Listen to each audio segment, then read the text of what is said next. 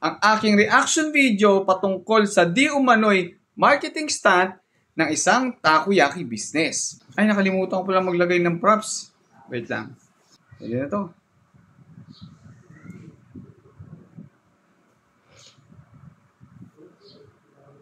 Kinlay mo din naman na marami nakisakay, makikisakay na rin tayo dito sa iyong pang-marketing stunt. Dahil tayo ay gumawa ng reaction video na ito. So hello mga kayamies, Jerome na naman, ang takoyaki boy ng 80 back. Kwento muna tayo, no? Actually nakita ko to unang-una dun sa isang friend ko na nag-share ng post na ito. So nagulat lang ako mga kayamies, no? Dun sa nakita kong post na tinutuon niya yung isang post ng isang kilalang takoyaki business, no? So una kong nakita actually yung post na yun, no?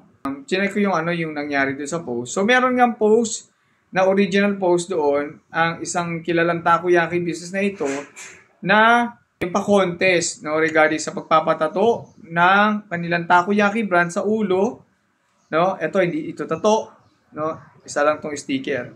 So anyways, may isa kasing takoyaki business na nagpa-contest na ang unang magpapatato ng tattoo ng kanilang brand ay bibigyan ng 100,000 pesos. Sa post na yun, di umano'y merong tumanggap ng challenge.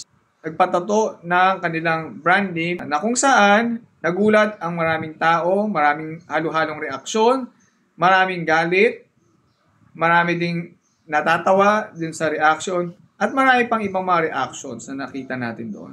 Pero nangingibabaw yung angry reactions din sa post, no?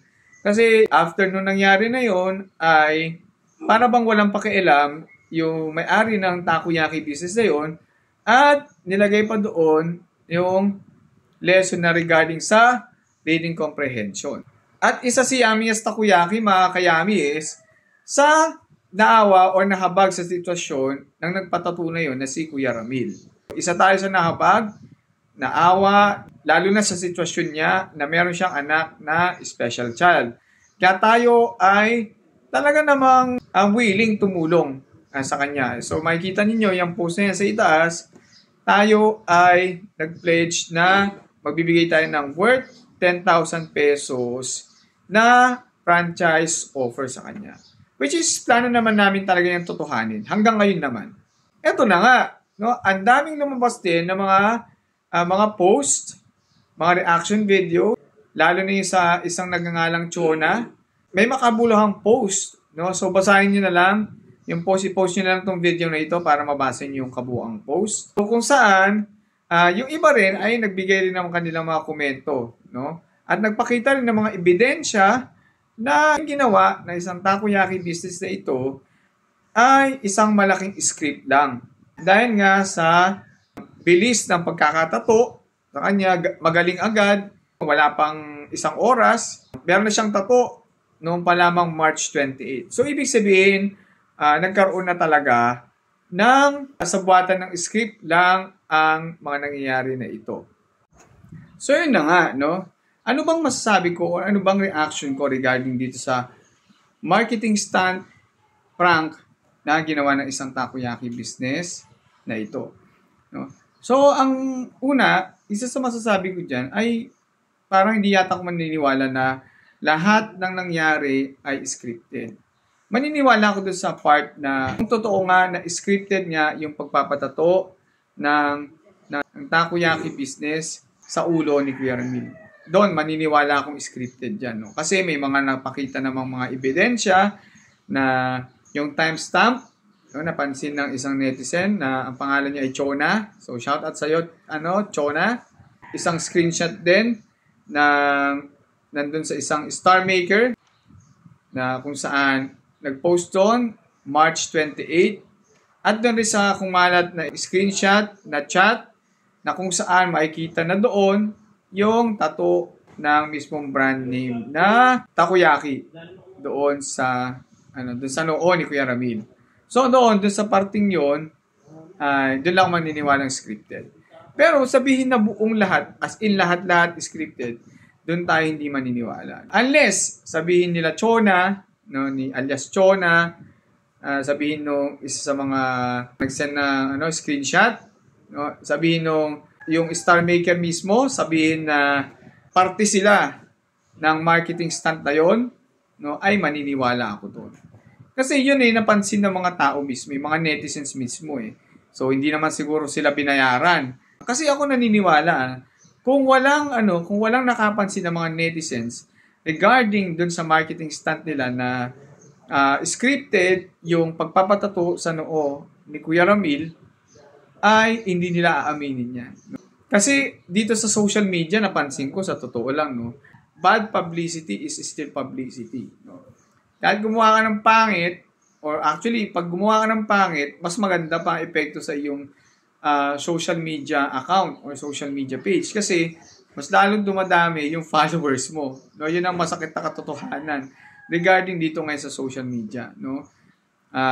Bad publicity attracts more followers and subscribers. Ako ang paniwala ko rito, mga kayamis at mga kapandalisan, ang paniwala ko rito, nahuli lamang talaga sila ng mga netizens, lalo na particularly na isa sa mga staffs ng Jessica Soho regarding dito sa marketing stunt na to.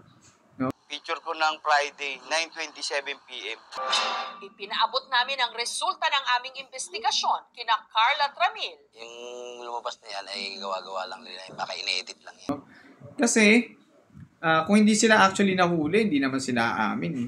At saka, ayun nga, dahil nga nahuli nga sila rito regarding dito sa kanilang ginawang scripted na tattoo, ay umamin na sila. Kumbaga, ang nangyari na lang dito, para sa akin lang naman gumawa na lang sila ng dahilan na ito ay isang marketing stunt para hindi naman masyadong nakakahiya sa page nila at saka sa mga tao at saka sa mga connected sa kanila na sila ay nabulilyaso.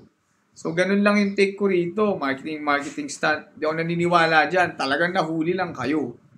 Ngayon naman, sa huling parte ng video na ito, ang tanong dyan, tutulungan ko pa rin ba si Kuya Ramil regarding dito sa nangyari nga na marketing stunt, itong pinalabas ng isang takoyaki brand na ito?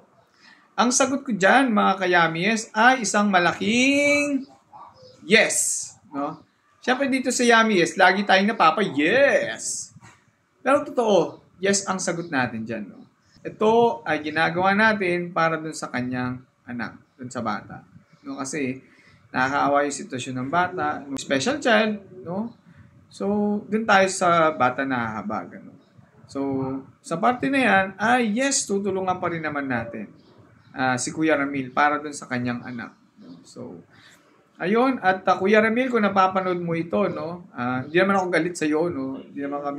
Siguro hindi naman galit sa iyo mga nag-pledge na tumulong na dito rin kasi sa nangyari ito, napatunayan natin na totoo pa rin ang espiritu ng bayanihan.